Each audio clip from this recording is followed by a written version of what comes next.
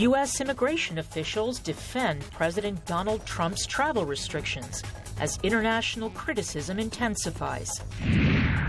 Voice of America celebrates 75 years on the air. And encouraging Cairo's women to get behind the wheel and under the hood. Africa 54 starts right now. Good evening and welcome. I'm Vincent Makori. This is Africa 54.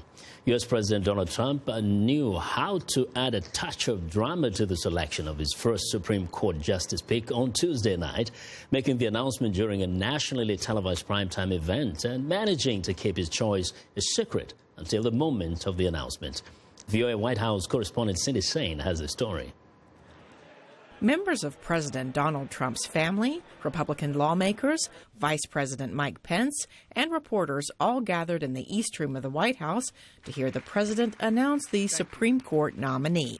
Today I am keeping another promise to the American people by nominating Judge Neil Gorsuch. Trump said millions of Americans noted that the president's power to select a Supreme Court justice was their single most important issue when they cast their votes. His pick, a graduate of Columbia, Harvard, and Oxford universities, and a conservative Circuit Court of Appeals judge, is 49 years old. Trump said he is aware of the long-lasting implications. I have always felt that after the defense of our nation, the most important decision a president of the United States can make is the appointment of a Supreme Court justice. Depending on their age, a justice can be active for 50 years, and his or her decisions can last a century or more and can often be permanent. Gorsuch had a gracious response to the nomination. Standing here in a house of history and acutely aware of my own imperfections, I pledge that if I am confirmed, I will do all my powers permit to be a faithful servant of the Constitution and laws of this great country. Gorsuch is the president's nominee to fill the Supreme Court seat left vacant by the sudden and unexpected death of the conservative Justice Antonin Scalia last February. Republican lawmakers quickly praised the pick on social media, while some Democrats expressed skepticism. Former President Barack Obama nominated Judge Merrick Garland soon after Scalia's death. But Senate Republicans refused to hold a debate or vote on him, saying it was too close to the next election. That refusal to consider Garland has left many Democrats and progressives angry, and some gathered in front of the Supreme Court Tuesday night to voice their opposition to Trump's choice. It is a very dangerous and extreme nomination. He puts politics ahead of the American people. He puts the powerful and the wealthy and corporations ahead of the American people. And we need someone who is fair, open-minded, and independent on the Supreme Court bench. Gorsuch is likely to face months of tough questioning from Senate Democrats, who will want to know his views on a wide range of issues, including abortion and Trump's travel restrictions on refugees and people from 7 Muslim-majority countries. Cindy Sain, VOA News, the White House. Well, 3 top U.S. immigration law enforcers are defending an executive order issued late last week by President Trump. As VOA's Bill Gallo reports, their move comes in the face of public criticism and multiple lawsuits. After days of protests, new Homeland Security Chief John Kelly tried to explain and clarify President Donald Trump's executive order restricting immigration and temporarily shutting down the refugee program.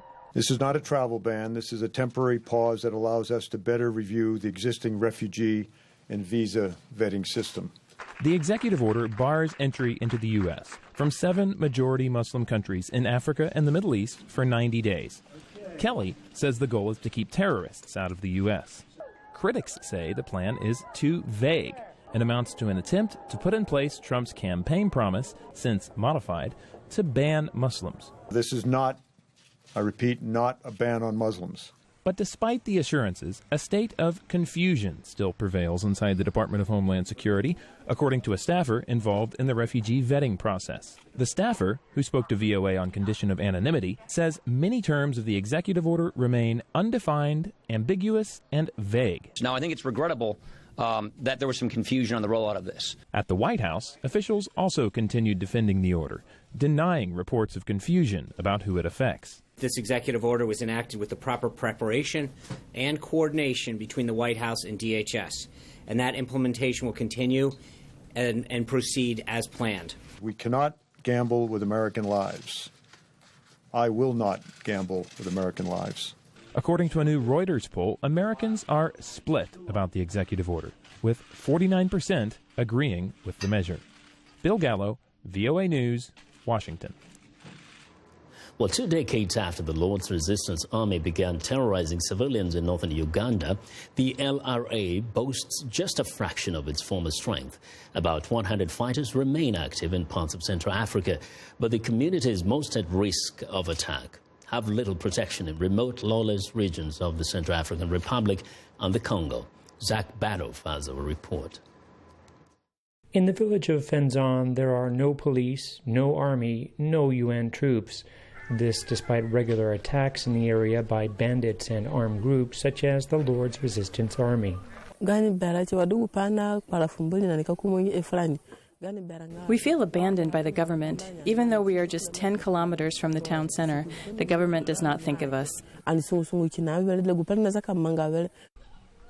There is no cell phone network here either, but a project funded by USAID has found another way for communities to communicate and prepare for attacks. Catholic Relief Services brought VOA out to see how it works. Residents keep an eye on the movements of armed groups. They bring the information to the village chief, who then passes it on to the radio operator, Judiko Ngutosonge. He sends and receives security information on a solar-powered high-frequency radio connecting with radio operators in surrounding communities.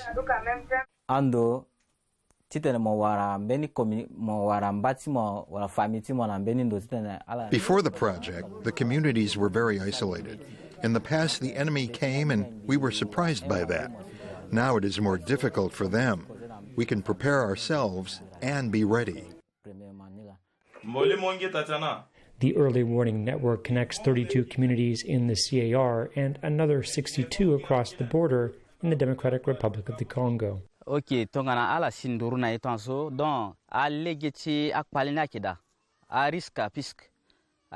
When the information arrives in the village, the community has already identified the spots in the village where the women and children go to hide.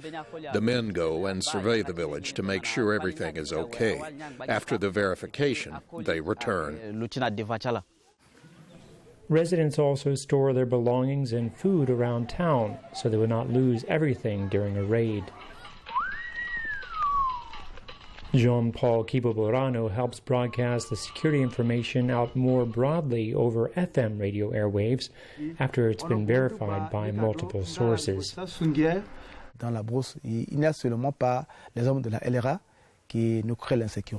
is not just the Lord Residence Army who create the insecurity. There are many groups of bandits in the bush. Even if the LRA is defeated, this community protection plan designed by the project will survive forever. So far, this early warning network has reached nearly 300,000 people. Zach Bador for VOA News in Fenzan, Central African Republic. The African Union is moving forward on what it calls a withdrawal strategy from the International Criminal Court. The move is not legally binding, but could have serious implications on peace, security, and justice on the continent.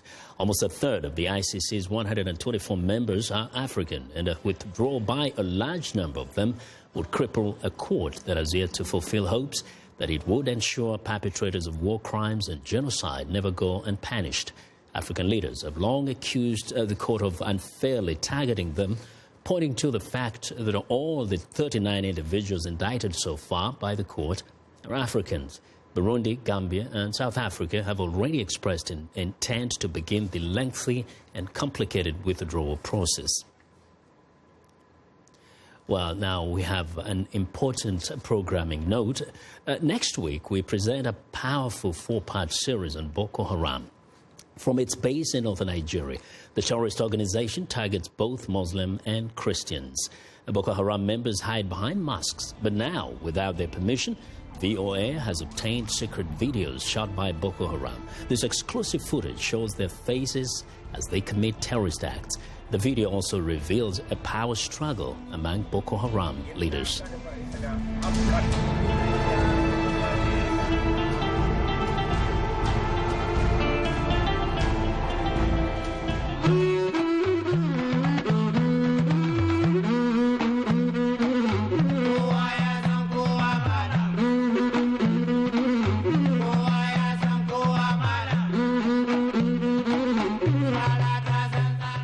Well, the brutal and violent impact of Boko Haram is the focus of this series.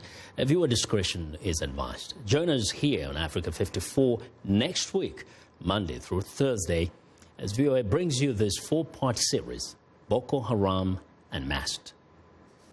Well, we want to know what you think about Africa 54 and the stories we cover. Join the conversation on Facebook. The address is Africa 54.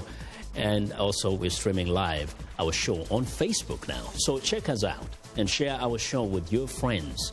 Also, and check out our headlines 24/7 on VOA Africa 54, Africa.com rather.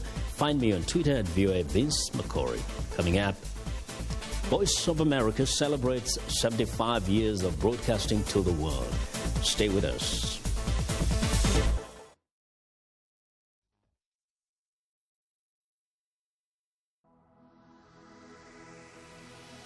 My name's Carla Babb, and I work the Pentagon beat. That access helps me to do better stories. Every day it's my responsibility to collect all of the defense news. It keeps our VOA viewers informed. I get to travel all across the globe. Anything that's defense related and how to protect and keep people safe, that's where I'll go. So it's never a dull moment at the Pentagon. My name is Carla Babb. This is my beat.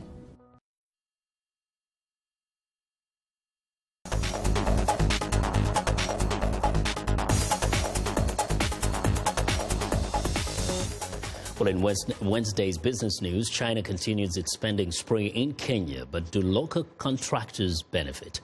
With more details, Africa 54 business correspondent Jill Malandrino reports from the NASDAQ market site in New York.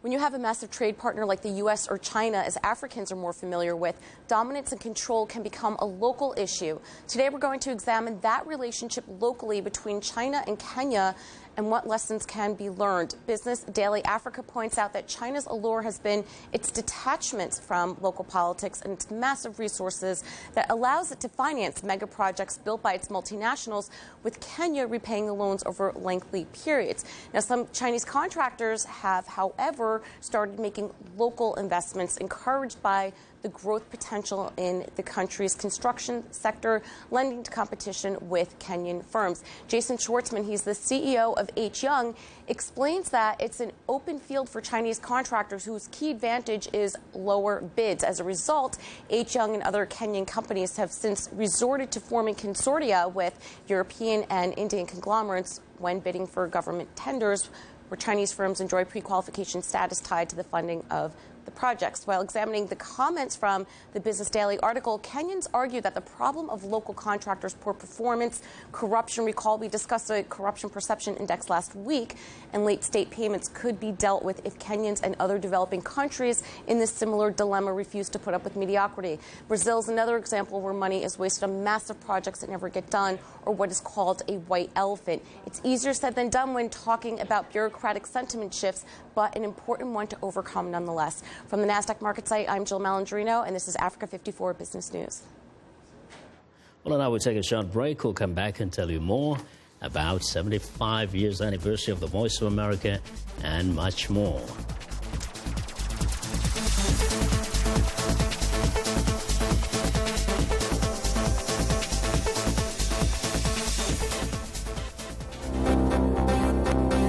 As I told you, I have to go. You know also the plight of the humanitarian situation, which is also very difficult there in terms of refugees, but also displaced persons in the same.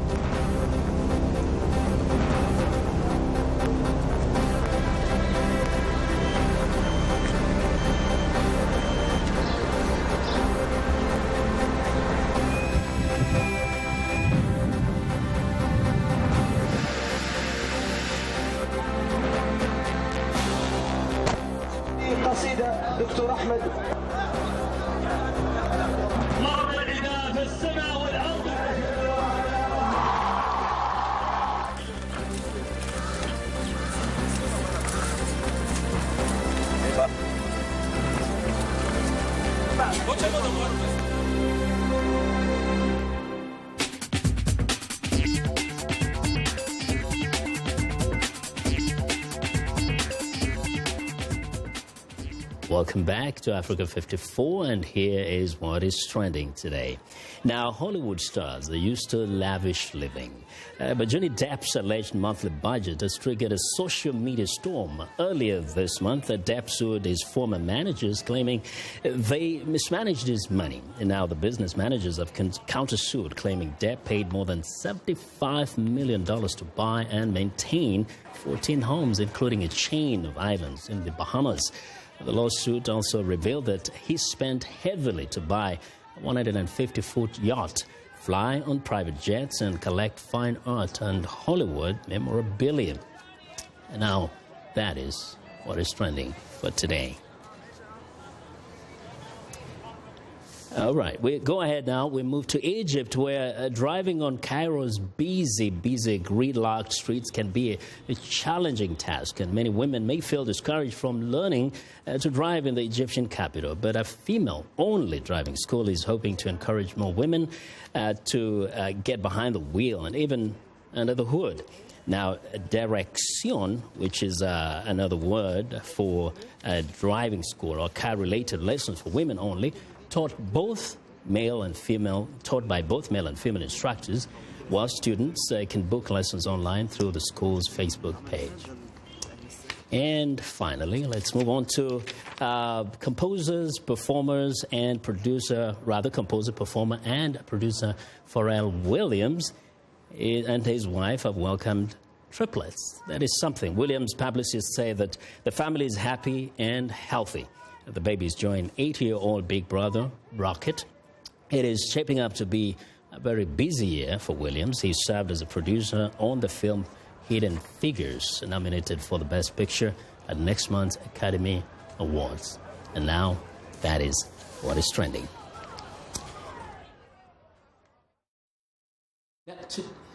Now today, all of us here at Voice of America are extremely proud. 75 years ago today, on February 1st, 1942, VOA made its first broadcast. Now we broadcast in over 45 languages worldwide. We also broadcast in every means that people could possibly want to receive their news and information. Television, internet, mobile, and radio. Yes, we still use radio. Joining us now to help celebrate the 75th anniversary of the Voice of America is VOA Director Amanda Bennett. Director Bennett, it's a pleasure to have you on Africa 54. Thank you so much, Vincent. On this momentous occasion. Thank you. So this is like a great time for all of us here, but personally, tell me, what does this mean to you? The 75th anniversary, first off, I'm so proud to be here now at this moment in time, but also thinking back over what Voice of America has meant, how many historical events we've been through, how many historical events we've covered, how many different countries we've had, how important we've been to places in the world that can't get objective news and information otherwise. It's really a really humbling experience to think about those years and to look forward to the next years. I know personally I grew up listening to VOA and dreamed that one day I'll be here. So many people grew up listening to VOA. Yeah. Now, talking about history, some will say, well, in 1945, the world was different. There were different things happening. Has the mission changed over the decades? You know, I think there was a period when everyone lost faith in the mission. The mission has not changed, and I think now there is a complete renewal of faith and seeing that the way the world is trending right now, we're actually more necessary than ever. And our mission, two things, really simple. One is to bring objective news and information, truthful, objective, neutral, independent news and information to the world, to places that can't get it otherwise. And the second is to tell America's story around the world. And I tell people that for journalists covering America, America is the biggest, richest, most wonderful beat. There's so many fascinating things to tell people about. And we did mention at the top that we do reach people through different means. In fact, there are people out there who think we just do radio. That's right, and you find that people, think about the past history and don't think about the future. We actually have been growing quite substantially in television and in internet. We've got a tremendous growth in our social media. We're actually, in many countries, we're the first, second, or third most popular social media site in those countries. We're being very, very aggressive in social media because we want to reach people where they're getting their news and information. And you're right. If they're still getting it from radio, we'll still be on radio. But if they're getting it on their mobile phones, we're going to be there too. Yes. You know, growing up in Kenya, for example, there was a time when you listen to Voice of America in order to know what's happening in your own country. But then I do find Americans who think Voice of America is just perhaps a purveyor of U.S. propaganda. What would you tell those?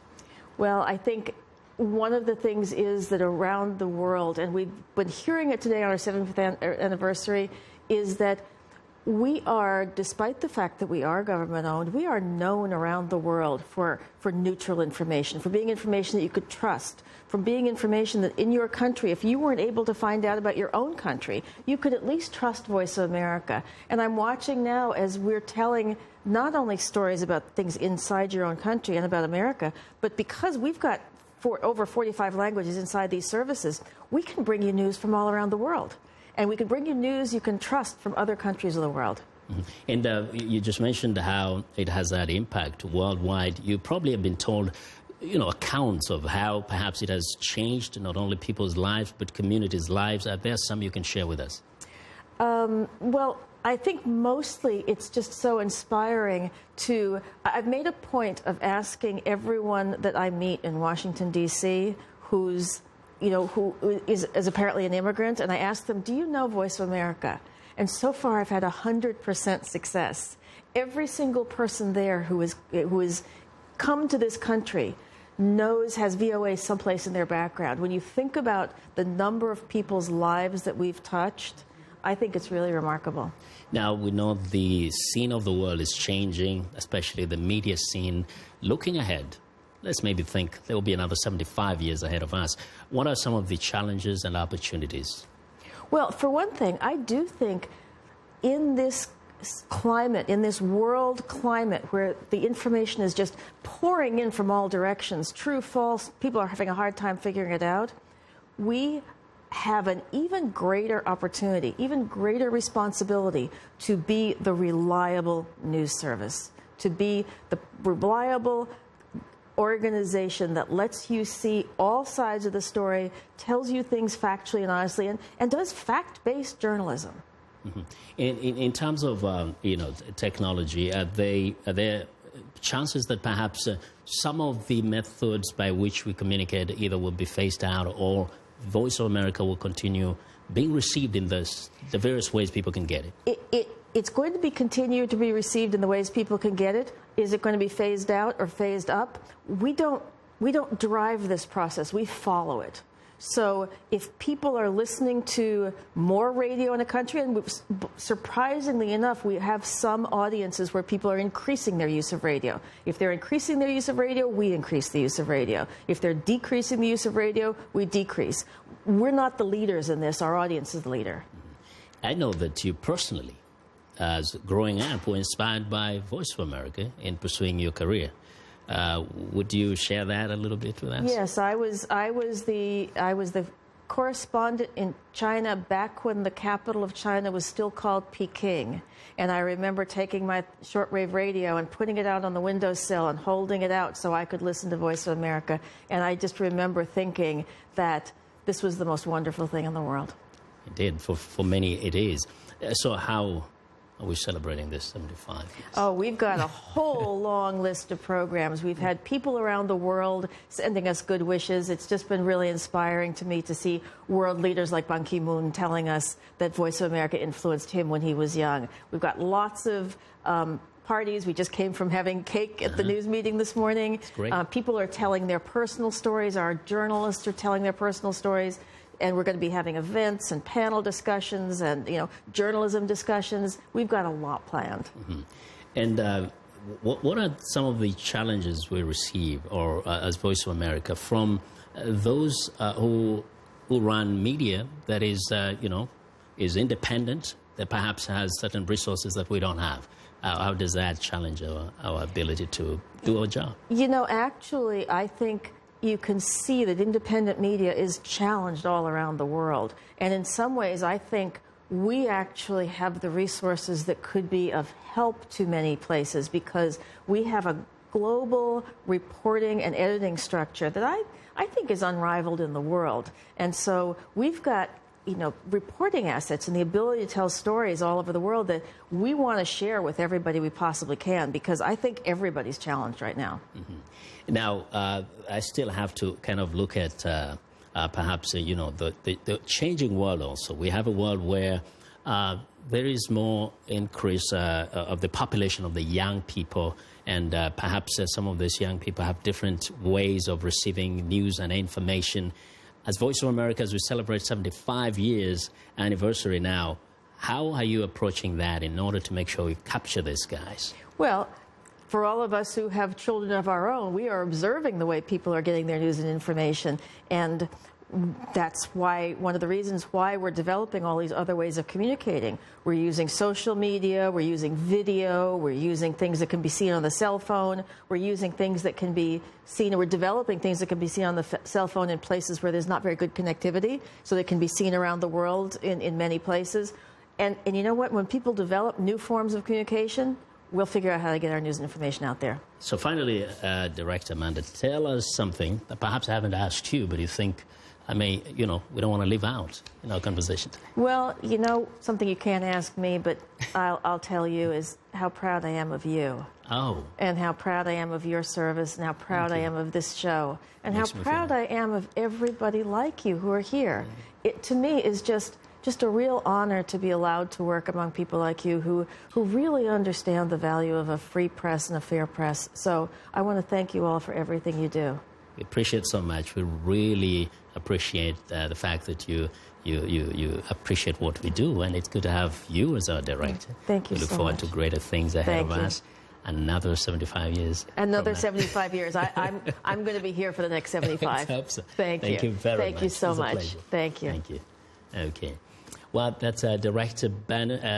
It has been a pleasure definitely having you on Africa 54 to talk about history of VOA and celebrate the agency's 75th anniversary. Well, thanks to Amanda, now the director of the Voice of America.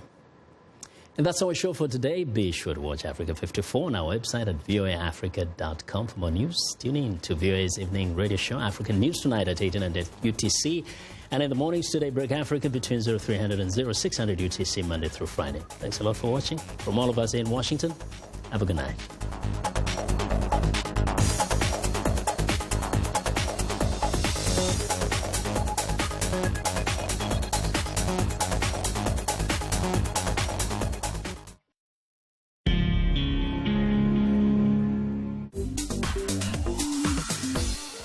Welcome to English in a Minute. Most people enjoy listening to music. But is this expression actually about songs and tunes? Music to my ears. Jonathan, I cannot believe we have to work over the weekend. Did you not hear the news? The meeting for the project got canceled. No work this weekend after all. Awesome! That is music to my ears. Now I'll have a chance to catch up on my latest book. You say something is music to your ears when you hear good news or just news that makes you happy. Music is pleasant to listen to. That is where this expression comes from. In our example, learning that she didn't have to work on the weekend was music to Anna's ears. And that's English in a Minute.